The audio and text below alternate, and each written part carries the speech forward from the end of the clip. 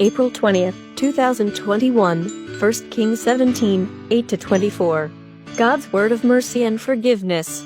Introduction, 1 Kings 17, 8-24. In today's reading, we learn that Elijah journeyed to Zarephath, provided food for a widow and her son, and restored the widow's son to life.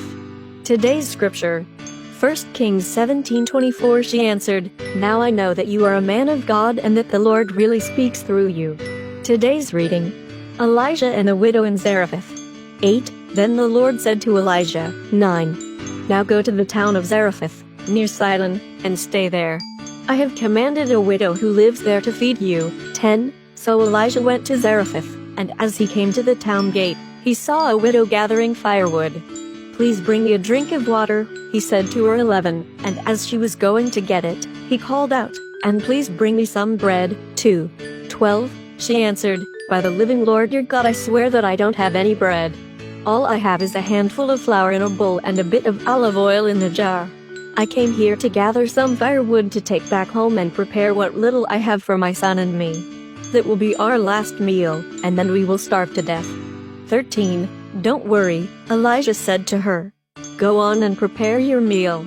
But first make a small loaf from what you have and bring it to me, and then prepare the rest for you and your son. 14. For this is what the Lord, the God of Israel, says, the bowl will not run out of flour or the jar run out of oil before the day that I, the Lord, send rain. 15. The widow went and did as Elijah had told her, and all of them had enough food for many days. 16. As the Lord had promised through Elijah, the bowl did not run out of flour nor did the jar run out of oil. 17. Sometime later the widow's son got sick. He got worse and worse, and finally he died. 18. She said to Elijah, "Man of God, why did you do this to me? Did you come here to remind God of my sins and so cause my son's death?" 19. Give the boy to me, Elijah said. He took the boy from her arms, carried him upstairs to the room where he was staying, and laid him on the bed. 20. Then he prayed aloud, "O Lord my God, why have you done such a terrible thing to this widow? She has been kind enough to take care of me, and now you kill her son." 21.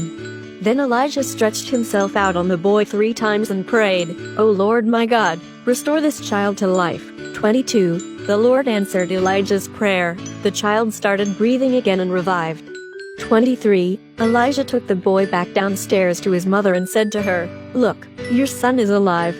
24. She answered, "Now I know that you are a man of God and that the Lord really speaks through you." Reflect. Reread verses 8-16. What was the widow's situation? Why did she trust Elijah's words? What happened several days later? Verses 17-24. In what ways do you demonstrate your trust in God? Let's pray. Lord God, I trust in your promises and in your steadfast love and mercy. Order my steps this day, and let me not be led astray by false teachings. Keep me close to you and grounded in your holy word. Amen. Tomorrow's reading. Psalm 32, a psalm of confession and forgiveness.